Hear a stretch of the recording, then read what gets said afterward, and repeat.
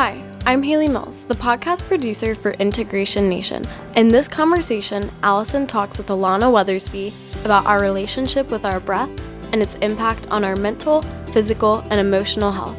Thank you so much for taking the time to join us for this episode, and I'll touch base with everybody afterwards to sum up what Alison and Alana talked about, and to give you a heads up on what to look forward to in the upcoming episodes as we expand on the idea of identity.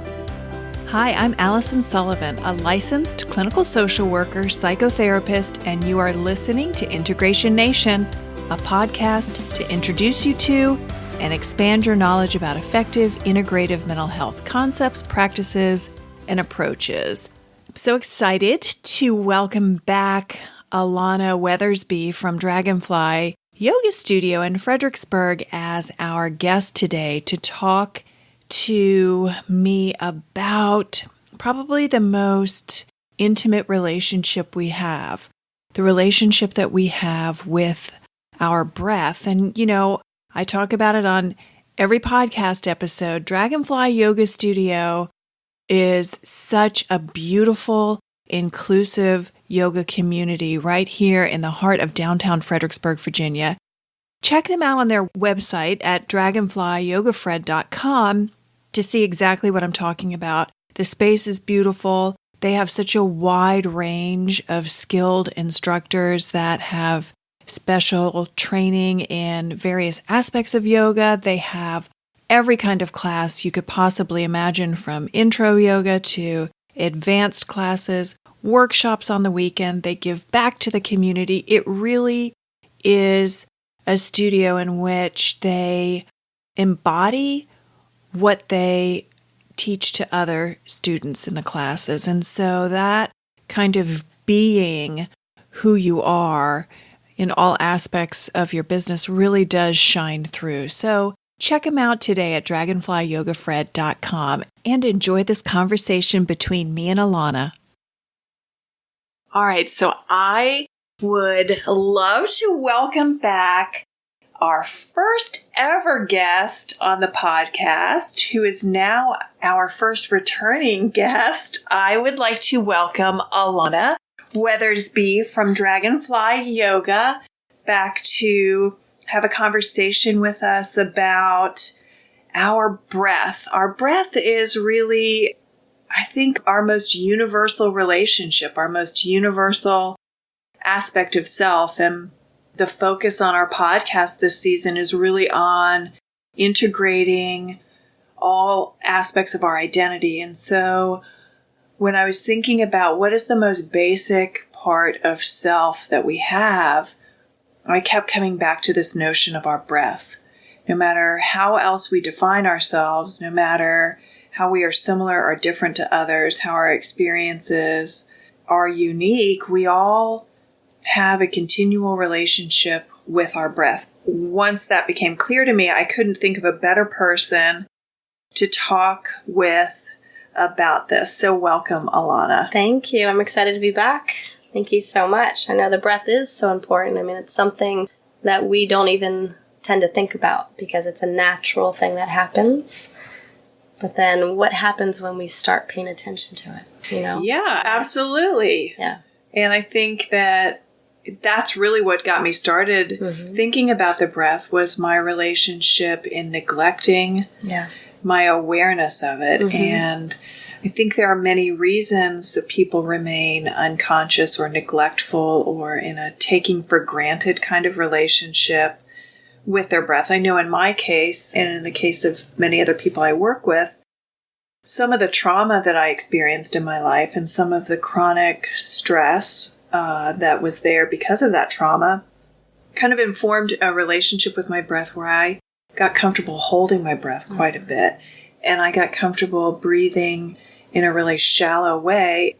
As I began to understand that, it felt really based in survival. Like if I hold my breath, if I don't breathe that much, then somehow I'm protecting myself from whatever is happening outside of myself. Absolutely. You're guarding yourself. Guarding myself. You're guarding yourself, yeah. So someone once told me, have you ever watched a baby breathing? Where does a baby's breath arise from. And it's from the belly. It is from the belly. Because they were so relaxed. They're so at ease and so at peace. But adults, where do we tend to breathe?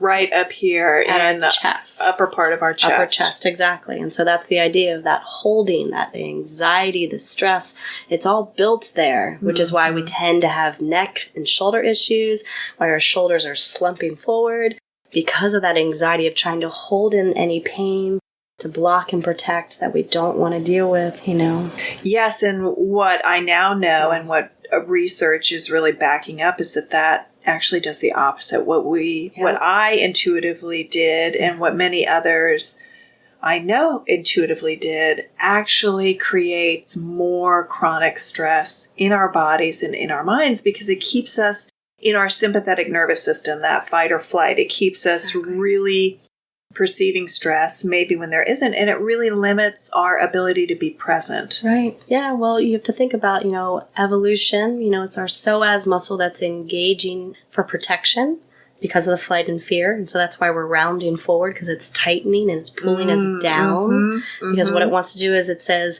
well, no, our body's reacting. It's stressed. So, and all it wants to do is take care of you. Right. And so it's just it wants to curl you up into a ball and say, you know what, just relax here, get here and you'll be safe. And instead, we have to evolve from that fight and fear. Or fleer. Fight and fear. And we have to be able to stay more open and aware and connected to the breath so that we're not letting that psoas tighten. We're not allowing ourselves to be afraid of whatever we have to deal with. Yes, and our vagus nerve, which is our largest cranial nerve, nicknamed the wandering nerve because it starts from the base of our neck and wanders all through our respiratory system, our digestive system, and our nervous system. Yeah. So when we are holding our breath, when we are breathing shallowly, when we are not in a conscious relationship with a deep, open breath, then it reduces vagal tone. And what that does over time is it makes us more reactive. It actually encourages us to be less present and be more guarded, which doesn't help us manage stress. So the more we can develop a more open relationship with our breath, the more we can increase vagal tone, and the more that we can be flexible and open regardless of what is happening. Exactly. I think there was a time in our life that it did suit us, yes. To have that reaction, when something was attacking us, out in the woods or wherever we were as cavemen or women. Yep. But as humans now walking the earth, we need to learn that our breath is our protector and it's not the flight and fear.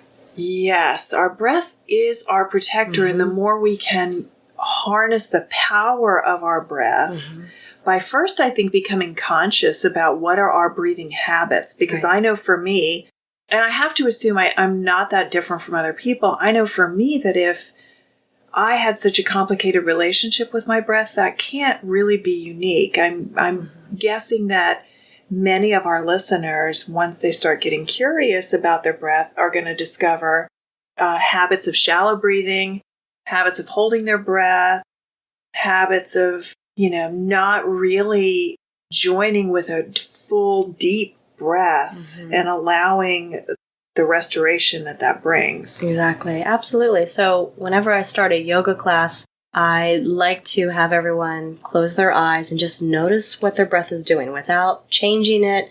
Just notice where it resides, what the speed is, what the texture, and what the sound may be. So I love that. Just all those points. Just notice, what is your habit? What did you come in with? And then take a deep breath and just let it go for a moment. And then we all join in on working on together on a pranayama, just gathering our breath, focusing, breathing slowly in and out. And it's amazing just to watch how everyone in the class initially, especially if they're new, you see, the energy, they just start to just open and relax more. And there's an aha moment for them that we talked about last time, these aha moments. And your breath is so powerful. It's such a protector that we all need to just learn, to be one with it.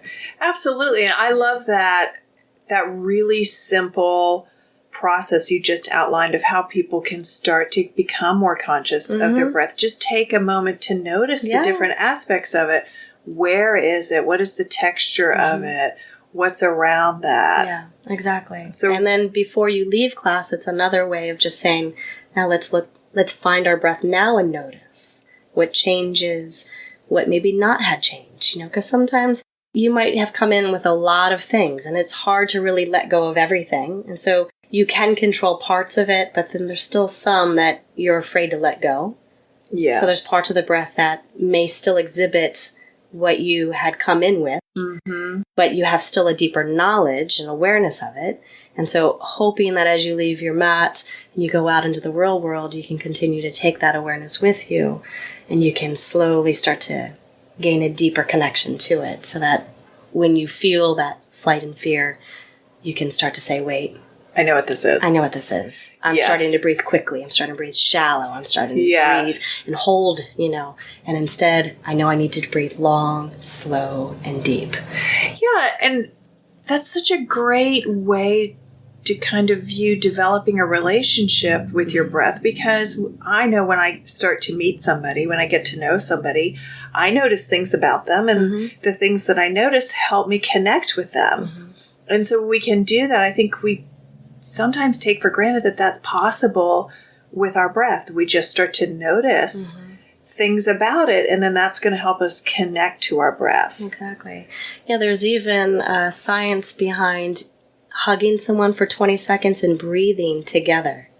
How it releases so many wonderful things. Oxytocin. And, I mean, so how can you not want to have a relationship with your breath? Yes. How can you not want to? And I really would like to talk specifically about the power of yoga to do that, because I know I talk about it all the time in my work and in my personal life. I know that my relationship with yoga has not only helped me develop a better relationship with my breath, but it's helped me outside of the yoga studio in general because, well, for a zillion and 17 reasons, really. But one of the most relevant ones for this episode is how I am in relationship with my breath during a yoga class informs how I'm showing up in my life outside of the yoga class. So a specific way this shows up for me is if I'm forcing myself to go beyond my yoga edge because my ego has decided that that's what has to happen, and I disregard everything else going on in my body. I just am pushing through because I've decided I have to perform in a certain way. Then I'm not connecting to my breath. I've lost all of the communication, because really I've heard people reference your breath as the air traffic controller.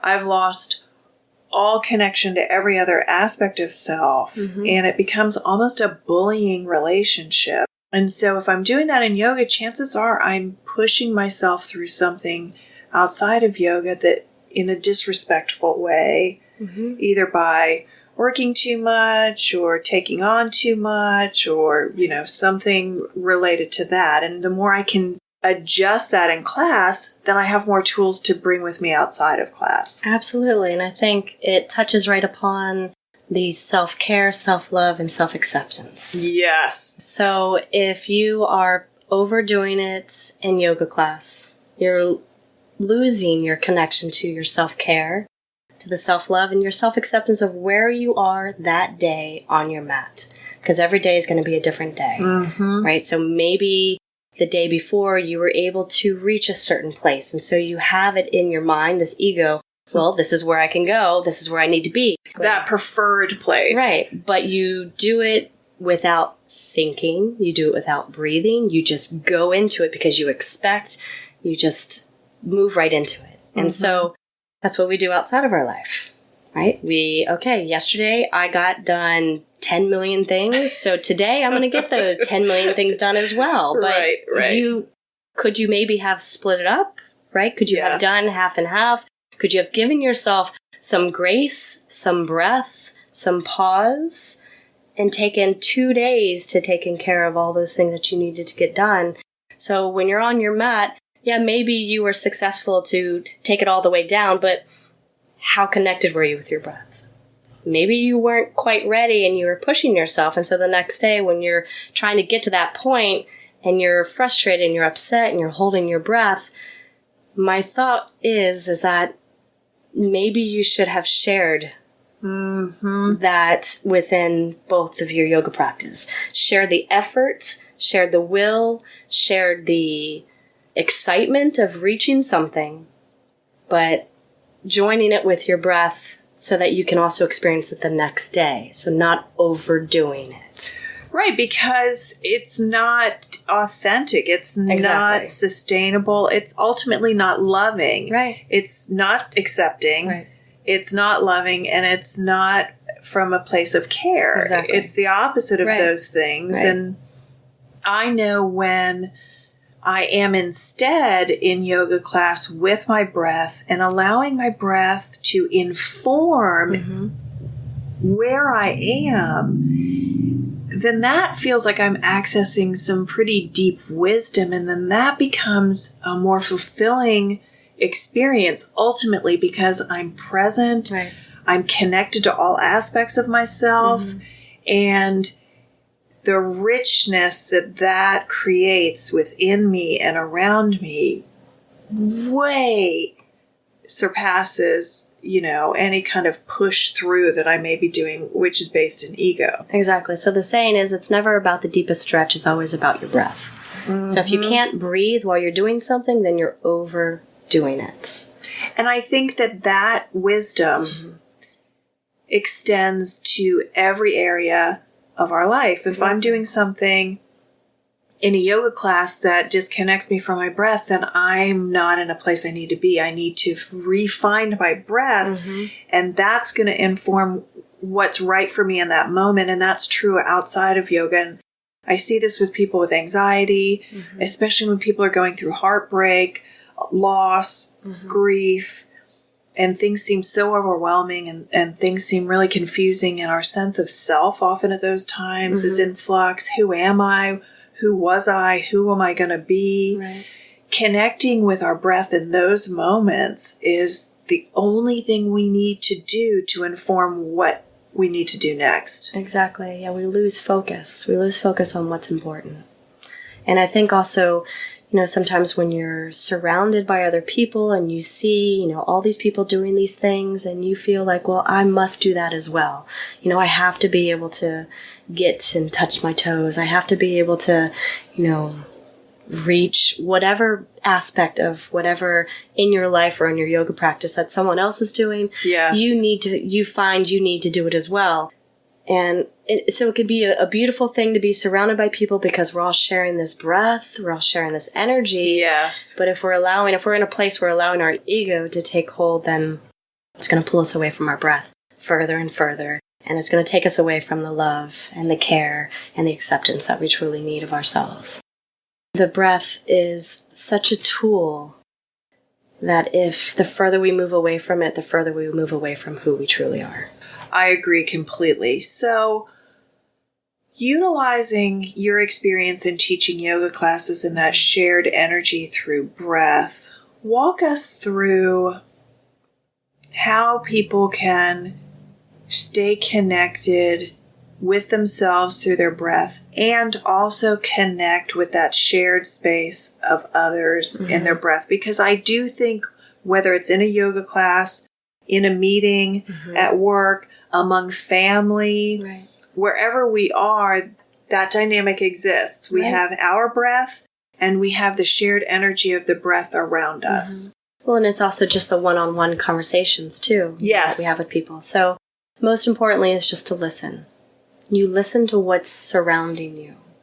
Don't listen with judgment. Don't listen with a right or wrong. You just listen for an awareness.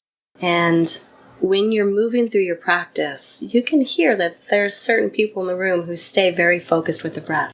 And those are the ones you can feel it. Even if you're not looking, you can feel it. I know I can feel parts of the room that are really focused. Yes, exactly. And so those are the ones that I think that you should allow yourself to be drawn to. Focus on listening to the ones who are really intently there at that moment when you're tuning in, right? Because you've, at that moment, then tuned out of yourself because you're tuning into others. But there's nothing wrong with that. Right. We all do that. Right. That's the flexibility we need. Exactly. So the moment that you realize that it's just a moment of clarity, nothing bad, you just notice, and then you just come back to your breath. You say, oh, wow, listen to all these people. Wait, I need to get back to my breath. And you come back. Where am I? Exactly. Yes. Notice them and where am I? And where am I in my breath? Exactly. And it's not, again, it's not a judgment. It's not a right or wrong. It's not, oh, they're doing so much better than me.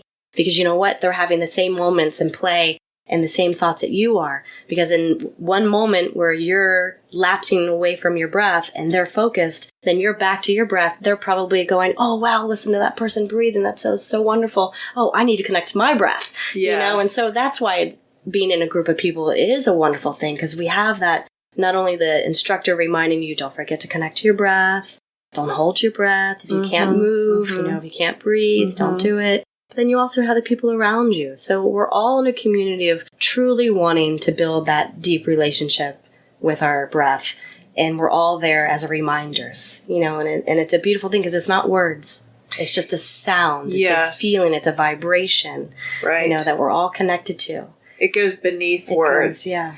I think how you describe that is so useful because it normalizes that kind of shifting of attention, and it reinforces that we can either utilize the energy around us in support of deepening our relationship with ourselves and our breath, or we can use it to pull ourselves away.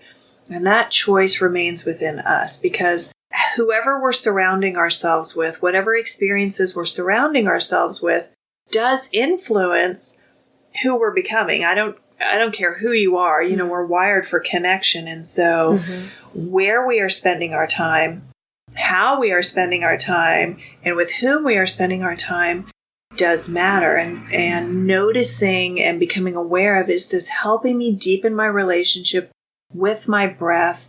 Am I learning? Am I growing? Is this moving me away from myself and my breath? And how do I know that? Yeah, absolutely. And the idea of healing yourself as well through the breath. That connection of, I want to be better. You know, and not that I'm not accepting myself here and now, but if I can connect to my breath more and more and more in every situation, whether it's a peaceful situation, whether it's an agitated situation, whether it's a frightful situation, you can start to begin to heal yourself through the process of those moments of uncertainty and disconnection and even beauty. Yes, because that's just as intense. Just as intense, right? By just staying focused with the breath. And I agree. So what I always love is just when you're out in nature, if you can just sit with yourself and you listen to the trees move, you listen to the wind. Yes. You know, that's nature's own breath. You know, and it touches you and you can feel it, the wisp in your hair, and you just breathe in and out. And that is really what I think what we all need as humans. We need to step outside, we need to get with nature, and we need to breathe outside and just take it all in. Yes. Take it all in. Take it all in. And that's really goes back to your point about self-acceptance. And it ties literally to taking all of our breath in, allowing ourselves to start it from the depth of our belly. The depth of the belly, yeah. And taking it all in through our chest and letting it expand all the way through us, and then releasing our breath in that same way creates a template for how we can absorb and experience whatever is going on within us and around us and accept it. That doesn't mean we have to like it. Right. It doesn't mean it's preferred. We don't have to stay in it, but accepting it really does allow us to lessen our fear and our resistance to what is. One of the ways that I first learned this before I had a regular yoga practice was running in the rain. So although I was a swimmer in my youth, you have to breathe with every stroke and stay within your breath. Learning how to run as an adult was the first physical exercise where I would regularly get outside of my breath. And I would need to learn how to be more in my breath. And one of the ways that I started to learn how to become more comfortable, regardless of what was happening, was being outside and running in the rain. Mm-hmm. Because that's difficult to breathe in the rain. It's difficult to breathe in the rain. It's difficult. It was difficult for me. I'm not going to assume this is true for everybody, right. But for me to manage the thoughts that would come into my mind when I was getting wet, when the rain was hitting me, mm-hmm. and the sensations of all of that. So to allow that to be what it was, mm-hmm.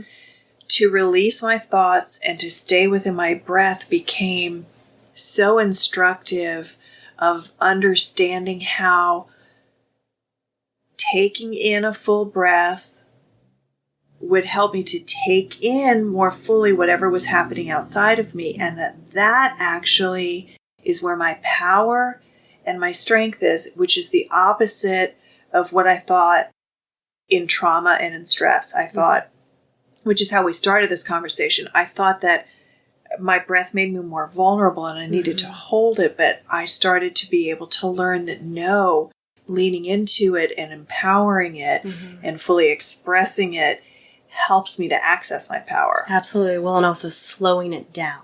Yes. And the idea is to finding those moments of pause even between the breaths.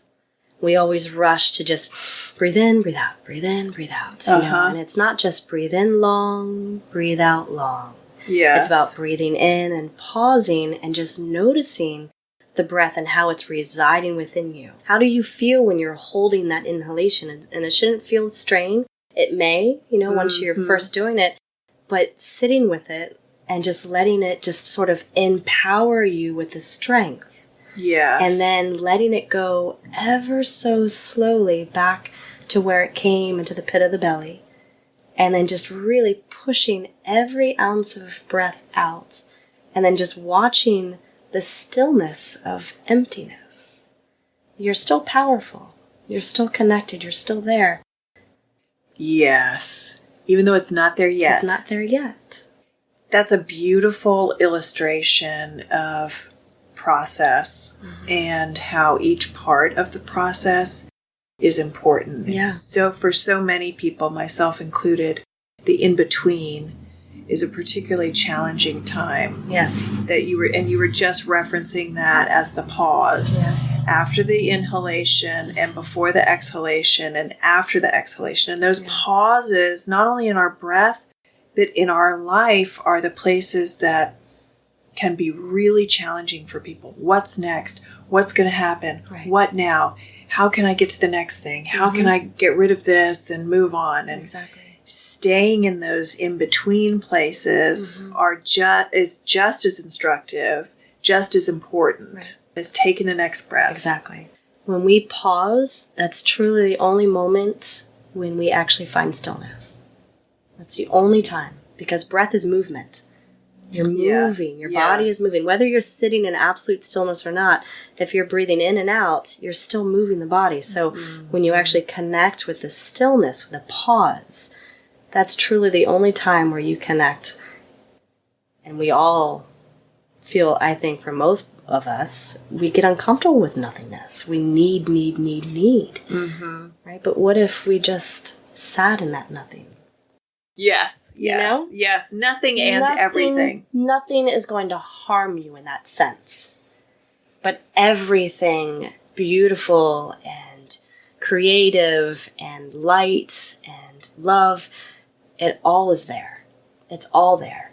So why are we so afraid of connecting with that? Right, and I think that that's another really alluring and mysterious and powerful aspect of intentionally developing a mindful relationship with your breath, because you can start to experience that in a way that you can bring to whatever else you're letting go of in your life, you're trying to start and bring into your life, you're trying to weather in between the letting go and the starting. Right. You know, wherever you are in whatever is going on in your life, the wisdom of your breath has something useful for you there. Absolutely. And also just knowing that you may be a seasoned yogi, but you still may have these moments of falling back and forgetting. But there will come a time where the more you do it, the more you practice, that it gets less and less. The less of that anxiousness, the less of holding.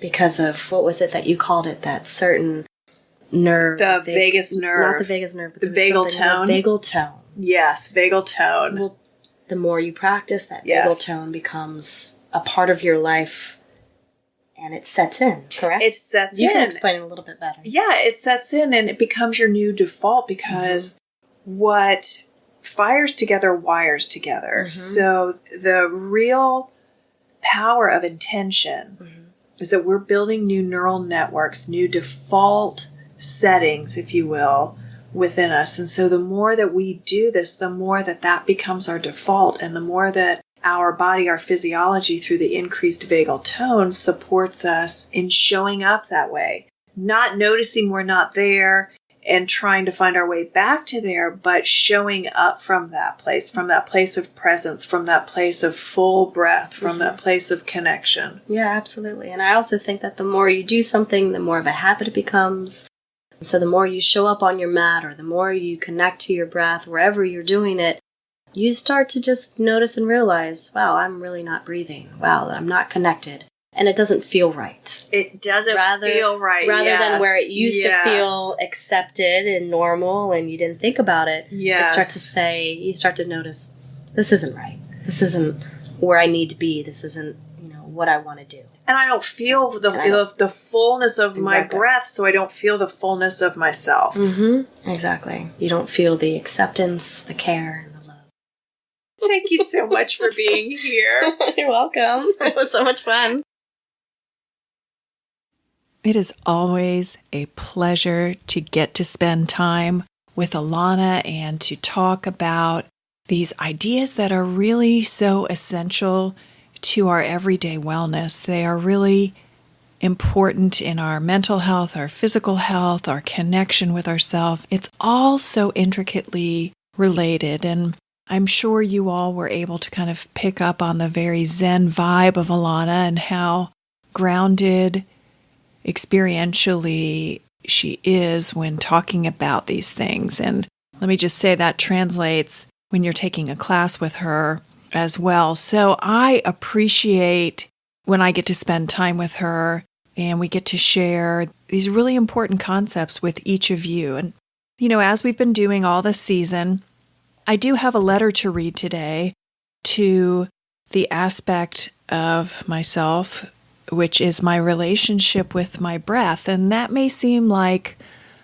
a really odd way to conceptualize your breath, but if you really take a moment to think about it, it is a really important part of our identity, and it's a very essential and foundation relationship that we have throughout our life. And so today's letter is a little different in that I have entitled it A Recommitment to My Breath.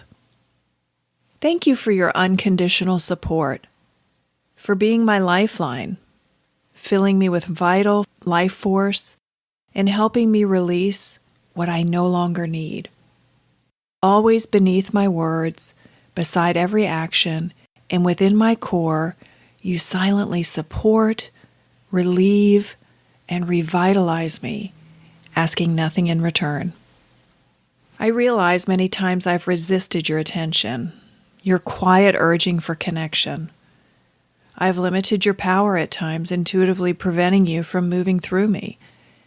Seeking to protect myself or brace myself for impact, I endangered myself by not opening to you, not understanding how powerful you are. I recommit to you now in more full awareness of you and your nature. I commit to turning towards you instead of away when life becomes difficult. I commit to spending time with you throughout each day, observing you, learning from your wisdom, connecting with you, and intentionally partnering with you. And I commit to appreciating you in each moment and across time with deep admiration and gratitude. Alison. Thank you so much for listening to this episode of Integration Nation with Alison Sullivan, licensed clinical social worker of downtown Fredericksburg. We're going to continue to explore and discuss with our guests throughout the season how to integrate our experiences, the roles that we take on, and the unique aspects of ourselves in developing and making sense of our identity across time. Our upcoming episodes will be featuring international and local experts on bodywork, parenting, and other important aspects of our identity. Listen to more episodes surrounding these concepts and discover more about integrative mental health at alisonsintegrativehealth.org.